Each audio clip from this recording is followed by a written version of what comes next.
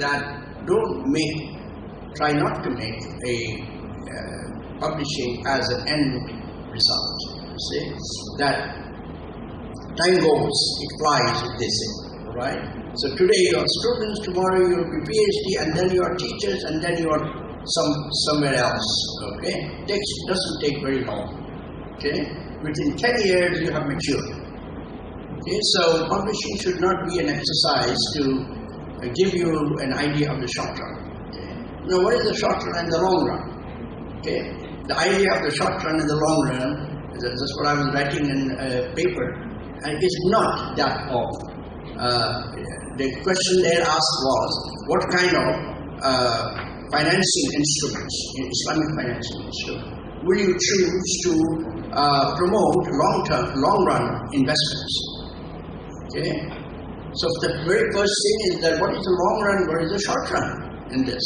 That which I'm talking to you about is that your long run is not really very long nor very short. It has to be, you have to understand what really causes the long run to be so and the short run to be so. And then you can come and apply these to different kinds of ideas of technology, of the choice of instruments, of investments, and other kinds of things. Okay? There's an idea of Stigler, okay, Joseph Stigler. Okay? His paper, which we read when we were students. Okay? According to him, the short run that we use in the theory of the firm, for instance, okay, has nothing to do with time. See, time is not really a criterion, okay, for measuring what is a short run and what is a long run. It is the adaptation of inputs of production to technology that makes the difference between short run and long run. You see, you are inputs, that is to say, and your technology is thinking. Okay, so how quickly you think to a new wave of thinking is that adaptation that comes about. You see, in the theory of the firm, we say that how does output, how the inputs adapt to create a certain level of output. Okay, that is why you have got certain kinds of what do you call that, graphs that we use to relate average cost to output. You see, that is a way, but that is only a result of the way you think. You see, and you want to really put that way of thinking that you have in a nice, consistent scientific language. Okay, and that is how that average cost curve in economic comes out to be the way it is shown, and we have been teaching our students for hundreds of years. You see, for 200 years we have been teaching students that this is the okay. So, but it is a way, it is a result of the way you construct a certain scenario. You see, this scenario is what you assume to be the relationship between technology and input to create output. You see, so that's right. So the long run and the short run is the way you will mature. You see, if you mature fast enough, you see, to really create, a good mass of creativity, you see, then you have already, in a short period of time, you have already reached your long run. You see, you have finished your long run. Okay. Anyway, these sessions that we are going on now in workshop, they are not lectures or presentation of papers or anything of that type. Okay, they are just to bring out to you the skeleton. That is to say, what should be the features of writing a certain article to bring it to the level of publication. You see.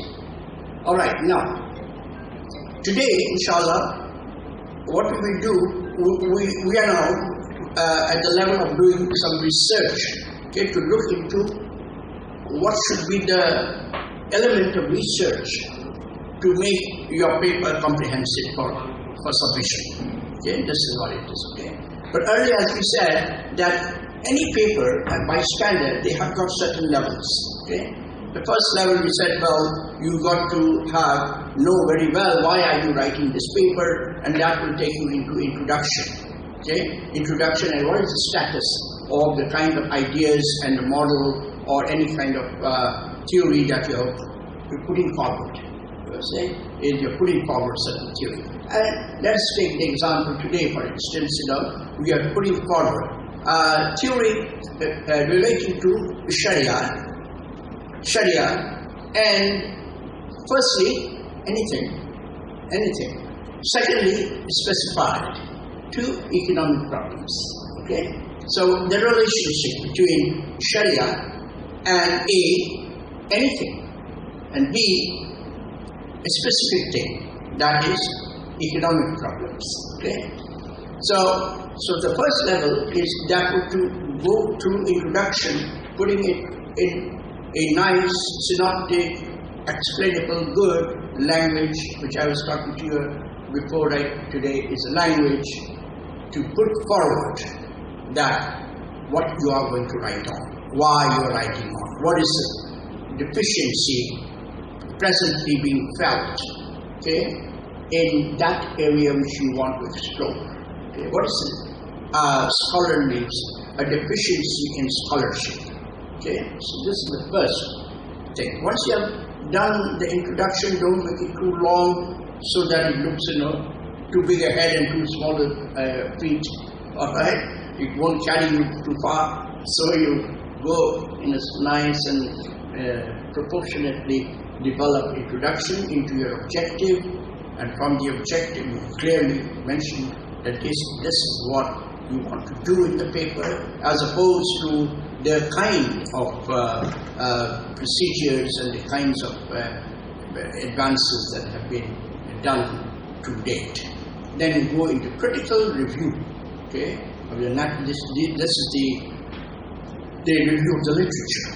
Okay, and then you bring this critical review of the literature by citation, but not only by citation. Okay, also explaining while you are citing papers which are relevant, then you also say what they are saying. Okay, what those papers are saying, which on which you will have certain critical narrative that you will introduce. So you will do the citation, explaining introducing the ideas that have been already done by so many writers and authors.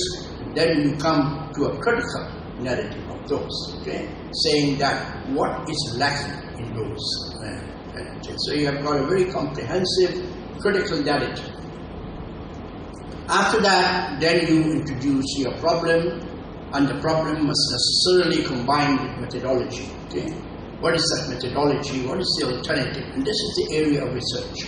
Okay, so your area of research now starts most fundamentally from your critical narrative, one part of the critical narrative, and then it flows over into the enunciation of your methodology and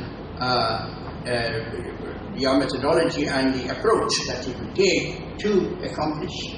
Okay, so and then following that, then you will have, of course, the empirical yes or no. Some paper, like the one that I'm projecting here, it was a paper published in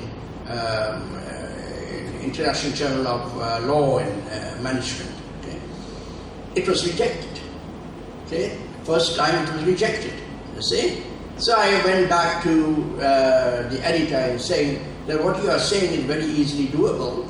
Okay, so give me a chance to accomplish what the reviewer is asking for. He agreed. And then what he was asking for is an empirical content.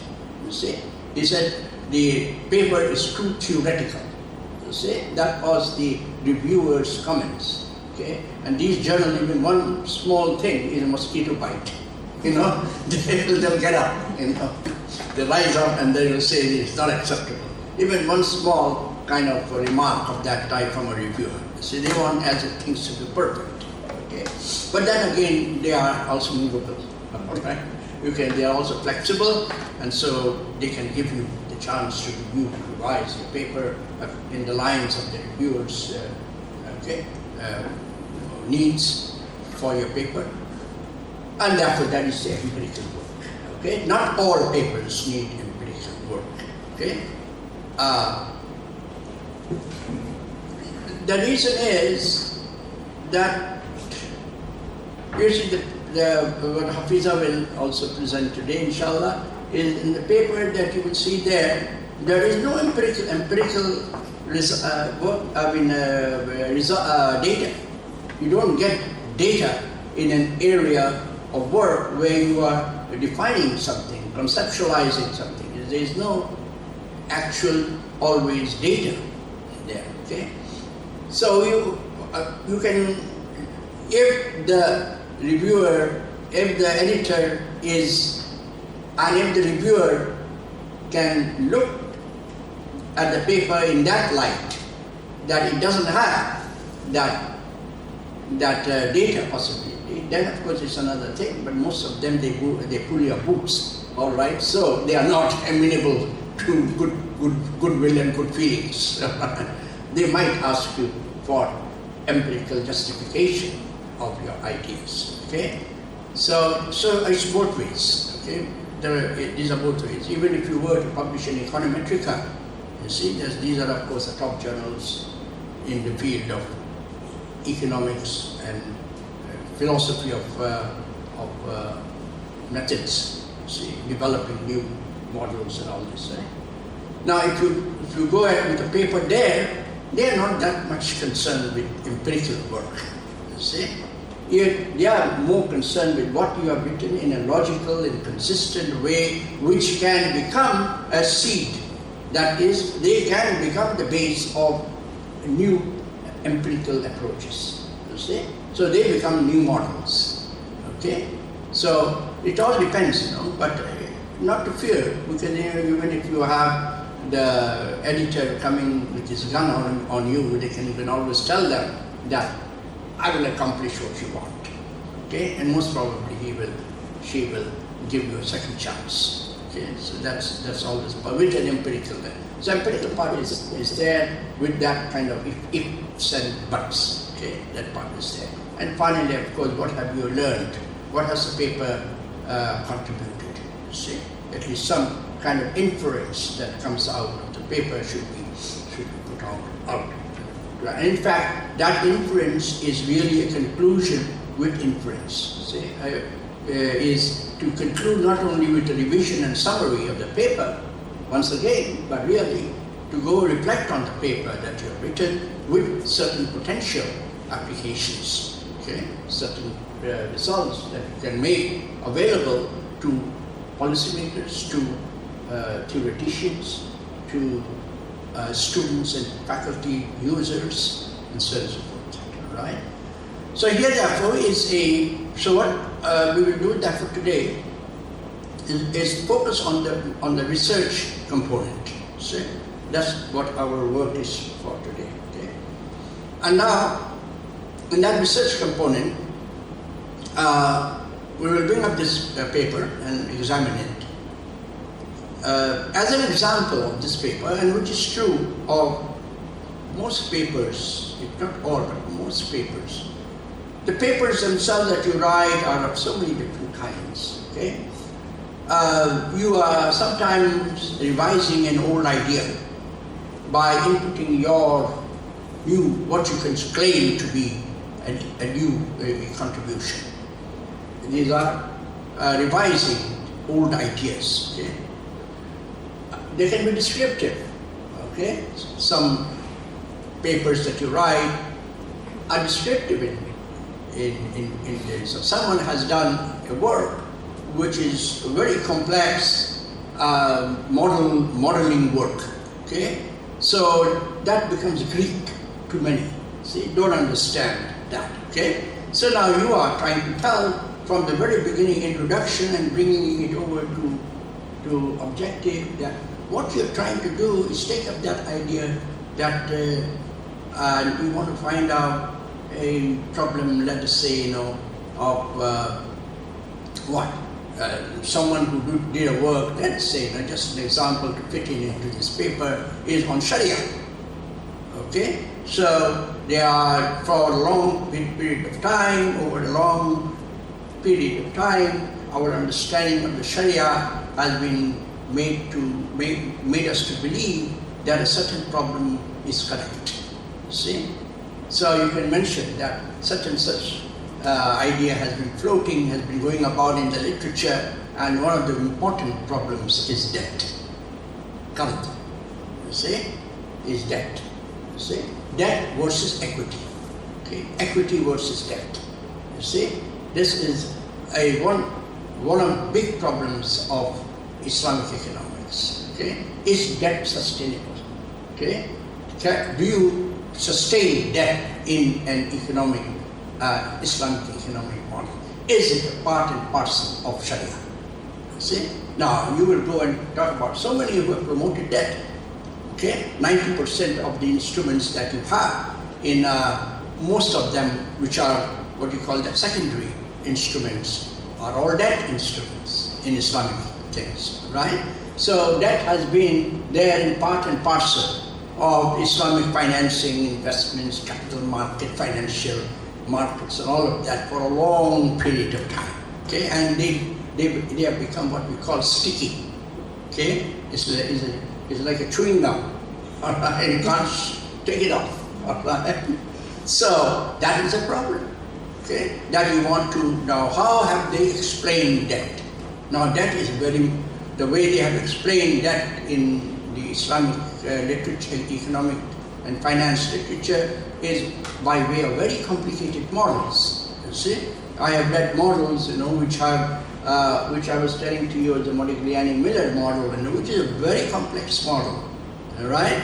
And then it's trying to make sense of the fact that this can be applied to study debt in Islam, you see. But what you are trying to say is to explain that very model, that very complex model, Modigliani-Miller model, right, in your descriptive ways, okay, which is a very important contribution. Okay, that's a very important contribution to make language, okay, to make accessible the language that you have used, right? And research can also go on and by really making your own A. The board is not here today. If we can have the board, then we can write down. Oh, it's at the end. Okay. Okay. Don't wait. I will try. I'll try. So, yes, the other way is really to say that you have a research that you want to present, and this research is an innovation. It's a step forward from, and then coming back to the same area of very critical research is the debt problem. You see, that to what extent you feel debt is sustainable in an Islamic model. You see, so you are going to put your own ideas to say yes and no. Okay, so if you are writing your paper in support of debt, okay, then you will now at this point, that is to say at the point of putting in a new idea on this mechanism, this instrument of debt, see, you will put in a explanation as to why you feel debt is necessary, okay? And that is how, of course, much of the Islamic literature has proceeded thus far.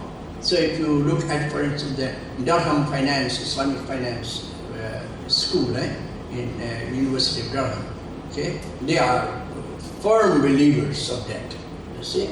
So you will have to play a soccer ball with them, to make them understand alternatively that that is not the correct instrument, that's it. But then there are others, when you may be that researcher, okay, who may feel contrarily, okay, that debt is retirable, that you can retire debt by other instruments, okay. The final kind of research paper that you can come is your own new idea, you see, that has not been there, but which you have already told earlier in introduction and objective and critical narrative. You have already shown that that is an important idea, you see. So both Hafiza and I will give you two examples of this, okay. One of that is the Sharia, okay, and this is a paper on that, see.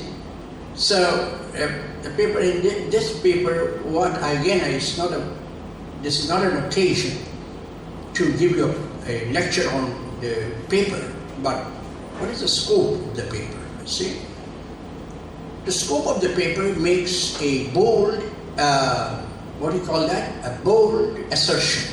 See, it makes an assertion, and then it tries to research it out to prove it. See, the assertion is that our understanding of the maqasid al-Sharia has been incomplete. See, has remained incomplete for umpteen number of years. See, and that the maqasid has been a human intervention. See, and not only the maqasid, when you talk about the maqasid, then also the Sharia compliance. You see, and the difference between Sharia compliance and the maqasid is this, as we understand, as it has been put in this paper. You see, the Sharia compliance is a short-run understanding of the acceptance of Sharia rules. You see, the rules of Sharia. It's a short term. Okay, so if you have got a way of, if you have two different ways, okay, two different ways of financing a project, okay, the short term will say, well, look at this on its own right, this project on its own right, and this project on its own right, okay, and thus the two things will stand up as aqd, contracts, okay, contracts. But if you're talking about long run, and I've explained to you the long run means the Islamic adaptability of your action, okay, how quick that action will become acceptable in Islamic anything, all right? This is the long run concept, which is not mine, but this is what it is, and it has been explained like that by Joseph Stigler and all this kind of people, all these people. And that is why you find in all of first level, intermediate, first level and intermediate level, microeconomics, okay? There's no time, okay? You don't talk of time, okay? Except in one place, and that time is not a doer. It is a seer. It sees, it doesn't do anything. See? So anyway, so this is the idea of the short run getting accepted in Sharia activities, concept, contract concept, okay? As opposed, and this is the Sharia compliance, see? Because of the fact that the businesses in the world, they need something, okay? To stand upon and say that, well, this is okay and this is not okay, according to Sharia rules, okay? But the longer run is to make what do you call that? You know, to explain the fact that really they are not pillars. They can be pillars for some time when you put the money into the marketplace, into the hands of the business, but they become arched. Arched means interconnected. You see, so the long run will look at the same problem in that light, in the light that the short run there is no such kind of thing in the Islamic portfolio. Okay, there is no complete reliance on the short run, medium run, and long run. Okay, and it is more so when you allow a portfolio, an Islamic portfolio, to continue on in the market for some time. Okay, so you will find that the short run, as for instance, foreign trade financing. Okay. Foreign trade financing is a very short-run instrument, okay, which is safe for Islamic activities. It's a short-run activity, see, which is practiced very much by the Islamic Development Bank, okay. And then you have the medium run, okay. The medium run is perhaps, your supply line, supply chain, okay. So you have got an exchange going on between cotton in Egypt and some other things in garments maybe or something in Bangladesh. Okay, so it takes a time. Okay, this is a short run istisna. Okay, short run istisna. See, these are medium run, and that means a long run. So, because of the very big concern, you see, of the Sharia scholars, and which is correct, you see, to safeguard to save your property rights. Okay, this is one of the injunctions of the Maqasid, you see, is to save, to protect property rights. Okay, now property rights can be protected by effective production diversification and risk diversification. See, you must diversify the risk, otherwise you will not be encouraged. You will not be encouraged to put your money in this venture. See, if you are putting your risk, if unit risk is coming down, then automatically, of course, you will be an encouraged shareholder, right? You will be intelligent. You will go and put your shares. You will buy shares in that project. Okay, and the moment you buy shares, that opens the doors to the possibility of having more products. Okay, and more products means more diversity of products. Okay, this is product diversification, and the two get linked together. This requires a little bit longer learning period. See, that requires learning. Okay, and this learning is to really adapt the short-run and the medium-run instruments, okay, into the longer run, as defined, you see. So you will find that these things are out there characterizing the portfolio. So Aqd is therefore relinquished, you see. The idea of the contract should be only valuable, it should be only practiced in a very short-run transaction, you see. Very short term, that might only say, well, within the day. So it's day trading, okay? A day trade. Okay? So an Aqd should not be really an instrument of the long run. But this is a new idea, you see? And it may not be even acceptable to Shari'is, okay? And if you want to go and look at, for instance, AOIP, okay, in Bahrain, okay? AOIP has nothing to do with long run. Okay? They still keep on doing their operations on contract basis. Much of the Sharia and economics that you do today, see, is all based on Aqd concept. The Bank of Negara, okay, in Malaysia, all right, the paper that they have, the very big volume, it has on the different instruments of financing, the Islamic finance. They don't bring out the interconnected view. You see, they are more based on Aqd concepts. Okay, but the Aqd concept now you are trying to bring in the research. Okay, that there have been certain problems in the understanding of Maqasid al-Sharia and in the understanding of this.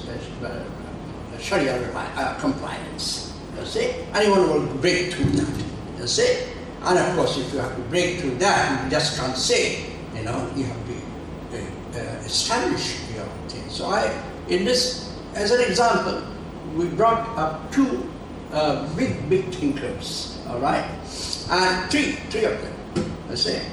One is of the Western world, René Descartes, okay. Now, René Descartes was a believer but not a believer. He was both, you know. Like Imam Ghazali, who we bring, okay, a believer but not a believer, you see. Because these people, they believed on how to remove doubt, you see. And in economics and statistics, well, we try to remove inconsistencies, okay, make it more formal, modeled, more formal, remove uncertainties. You can't remove uncertainties fully. At least you can do what you can do is remove or minimize, lower down. Even minimize, the word is not good. Lower down the level of transaction costs. Okay, this is what you can do. Okay, so both of these people, René Descartes and Imam Ghazali, were people of that type. We want to know God, said René Descartes. We want to know Allah, okay, said Imam Ghazali. Okay? But we must be sure as to how we know Him, how close can we come near Him. You see, that is the way to remove doubt. Okay? Okay? I have minimized the transaction cost, that is the barrier that my heart has between certainty, which is Allah, and me. See? So this is a kind of a philosophical idea which has not been captured within the Maqasid al-Sharia. You see? The Maqasid al-Sharia only tells us what is good and what is not good. You see? So you either take it or leave it. You see? But research wants that why do you ask me to leave it? You see? So I have to research and consistently establish the fact that a certain thing is not acceptable and a certain thing is acceptable. And either of these two things have not been practiced. So if I were to really tell you that either of these two things are logical, can be model, you can draw inferences from it, and none of these, in fact, on the other hand, either it is none of that, that is you are not contradicting the Islamic belief, and number two, that you're deriving that thing from Islamic belief. It's stronger. Okay? The second is even stronger. So if none of these things are there, then really if you want to prove the fact that these things have not been practiced, you see, and therefore what the mujtahids have done, you see, this is a bold undertaking. You see, it's a very bold undertaking. The bold undertaking means is that you respect all of the mujtahids, no problem. Okay, that is always the case. Okay, but you do not lend your final reliance. Okay, you don't say I've submitted to you. You see, you don't say that this you are right and therefore I submit to you. I've taken back. So you don't do that. You see, you study all of them as critical, in a critical mind, with a critical. This is a very bold undertaking. You see, so this is what I bring in another thing in this one. As many as you can really think of, who can shed light, okay, on your thinking. So the idea is of what you're thinking is something new, okay, something which is researchable, okay, something which is debatable, okay, something that you may accept or not accept, because the world accepts it or not accept it. See? So these are some of the new research areas, see, and it is of very great importance because you're talking about two great institutions, and not only two. I mean, when you talk of two, you are multiples of two. You see, the two that you're talking about here in this one we bring three, right? We bring the Maqasid al-Sharia in that new platform that we want to say. Okay. Number two, we are bringing economics in it, right? And number three, we are bringing systems in it. We say that, look, the Maqasid must be, if you are really accepting the finality of the Maqasid, the final, right, words of something called the Sharia. If you think that the Sharia is the law, that is the final word, okay, then such a law is good for everything. You see, not only good only for economics, all right, but finance. But this is an argument we are making. Okay, whether you accept it or not accept it, well, at least I accepted it in my paper for the time. That's all. So I was concerned with it at that time. Okay, but the thing is that this is not necessarily an acceptable fact. See, if you move about and look at what the Sharais and all these respectable ones, okay, they have done, they will tell you this is the Maqasid and the Sharia and in general have been enterprises linked to Muamalat. You see? So it is worldly affairs that you talk about, you see. Now, but we have brought in the idea of, I wonder if we can get that here or no. These are very beautiful things that you have to research out to establish your ideas. Okay, and I don't know whether I will find it as usual. There is a very beautiful Oh, here, thank you. You see, this is what is Kant, in Immanuel Kant, not a mathematician, not an economist, not a financier, nothing, right? But a great thinker of the Western world. Okay? So I was telling my wife this morning, look, if Immanuel Kant believed in the Prophet, all right, then he would believe in the Quran. And Immanuel Kant would become the second Imam Ghazali. Such a great thinker he was, right? But moral person. But did not believe in the Quran or the Sunnah. You see? And thus praying is very high ideas. You see what he did? Two things fill the mind with ever new and increasing awe and admiration. The more frequently and continuously reflection is occupied with them. The starred heavens, okay? The starred heaven above me and the moral law within me. See? I ought not to seek either outside my field of vision. See? As though they were either shrouded in obscurity or were visionary. Okay? I see them confronting me and link them immediately with the consciousness of my existence. What a beautiful thing that he has written, you see. He says that I am not alone in the world. You see, that's what he's trying to say.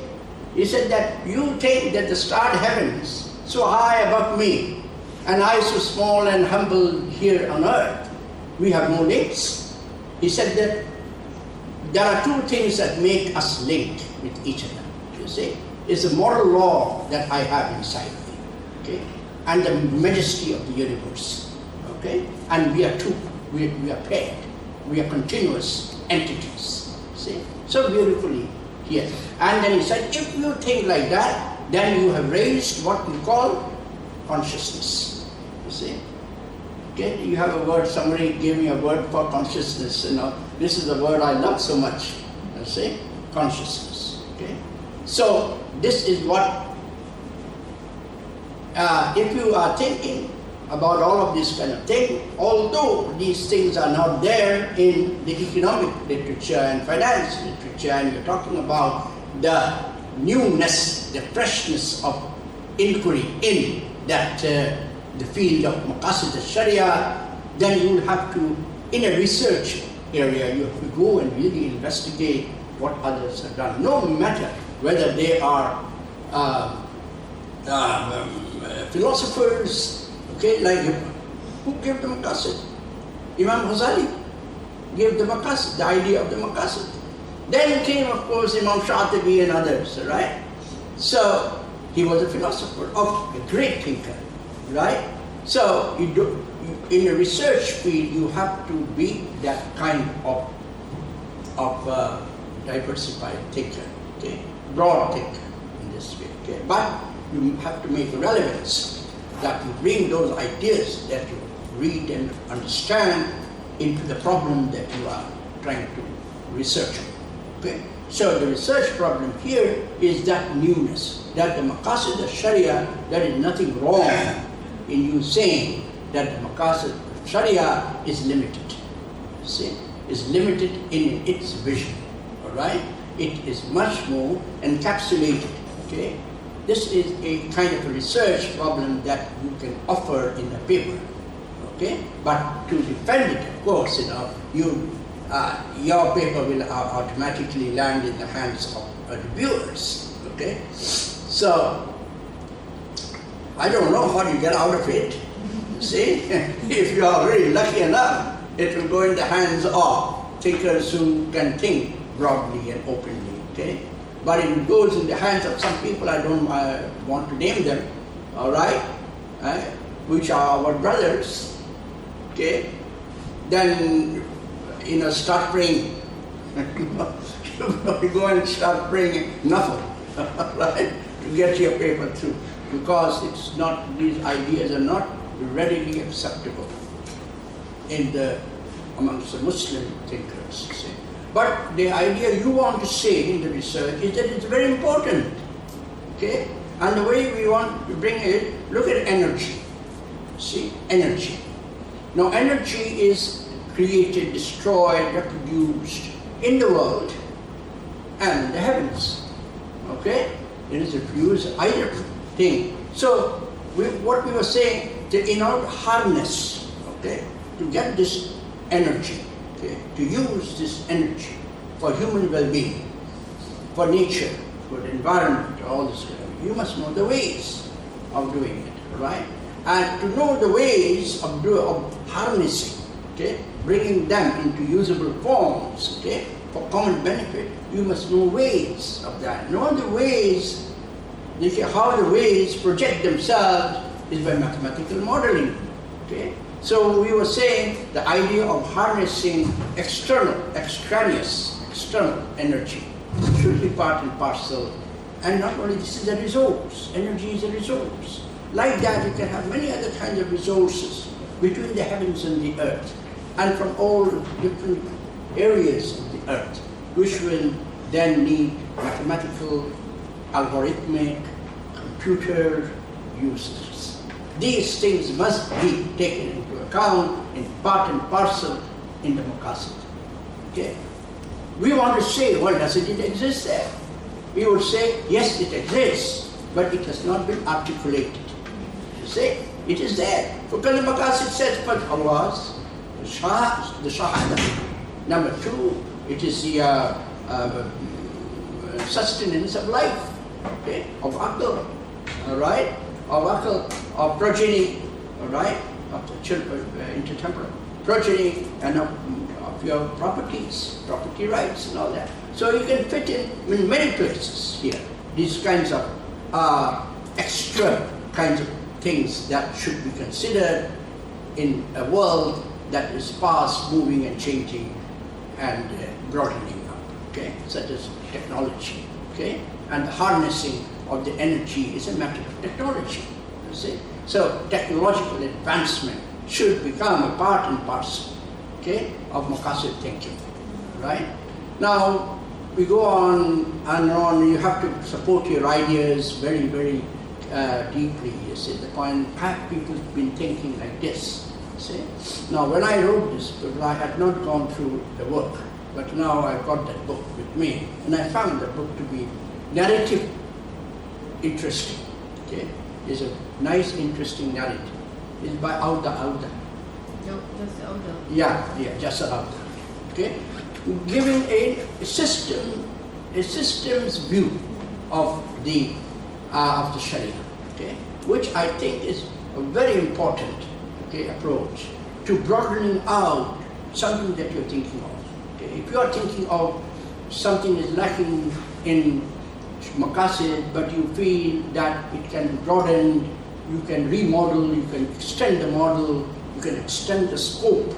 Okay, the questions asked that should be asked, and that can be embedded, okay, within the five.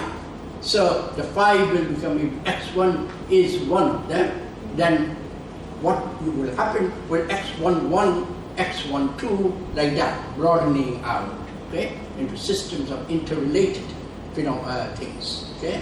Then of course you have contributed a very big thing to the Makassid, okay.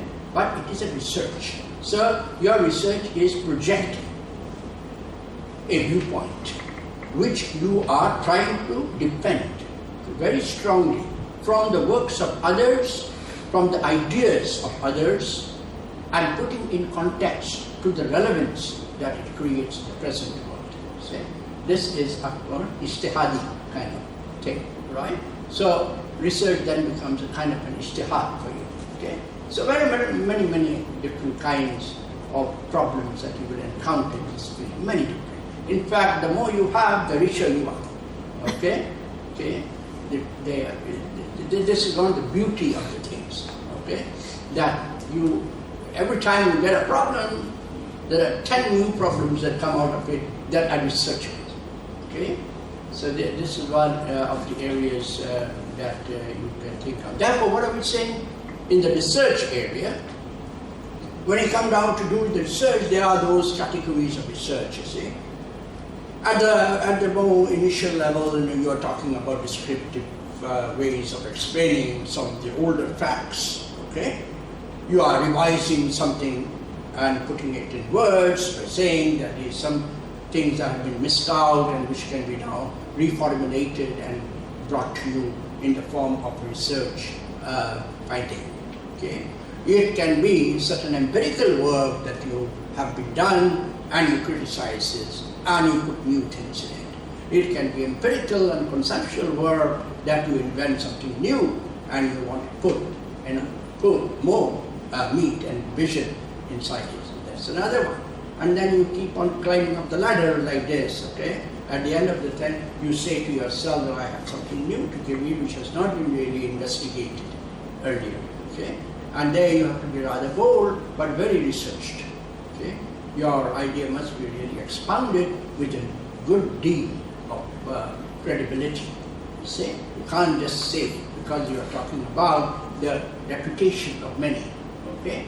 And this is where you come across certain things that have been taken for granted, you see?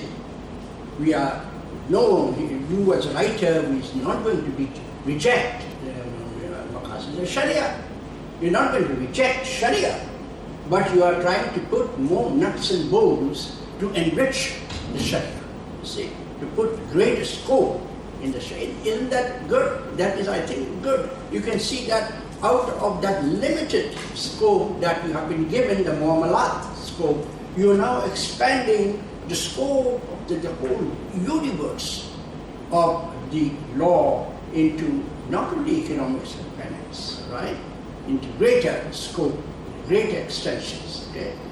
And I was discoursing with my wife this morning and said, what is the universe? Okay.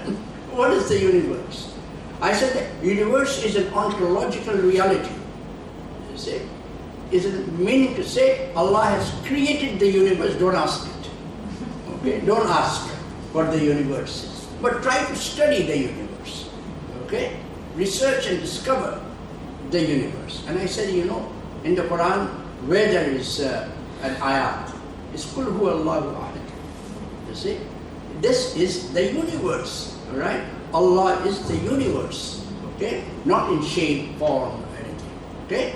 But it is the universe. So don't try to say, who is Allah? Don't try to ask that question. Just take Him as it's given and try to research things, study things, research on this and that, things within that scope. See the point? This is what is the limits of the Sharia. You see? What you are really trying to say at the very end in a researchable way, and my first draft, as I said to you, was missing with the empirical work in it. All right? Okay, I became very sad that such a nice article I wanted to put it out was rejected. All right? But then they wanted the empirical, and I put it in a very good. So there you are, you see, in some research that presents itself through empirical results, if you can, okay? If you can, then you put that. So this is also a researched article on grounds of empirical acceptance, okay? So you go into the conclusions, okay? And then you say, not only conclude and revise, summarize the whole paper, but also point out as an inference how what you have contributed is not only limited to the world of economics and finance or the traditional ways of enclosing, okay, maqasid al-Sharia or the Sharia, okay? Rather, you have opened the doors to a much bigger scope of investigation. You see? That is what is the general system. Okay? You are talking about, therefore, al-maqasid as part and parcel of the general system. You see? So you have to be, therefore, doing those kinds of things. But as a student, I don't want you to go and start swimming in a deep water when you don't know to swim yet. So you got to really first know it, and then you go into deep waters. All right. Now, what I suggest you do, and this is something I throw it out to you at this time, is you should venture out writing short papers. Okay, that's what I was saying, short papers. Short papers meaning that in size it is short as well, 4 pages, not more than that. 4 pages will take you to how much? For about 1,500, right, words, so like that. Short papers of a descriptive type. Okay, it's something which expounds. You are getting sleeplessness. Okay, you are resting. You want to express yourself. So here is a paper, a small paper, that you wake up in the morning after Fajr you write it. So it's a small paper, short paper, right?